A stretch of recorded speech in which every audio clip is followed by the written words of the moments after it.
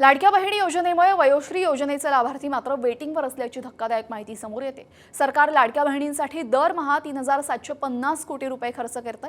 सरकार एकीकडे महिलांची काळजी घेते तर दुसरीकडे आता ज्येष्ठांकडे मात्र दुर्लक्ष करत असल्याची चर्चा सुरू आहे आणि वस्तुस्थिती तीच आहे।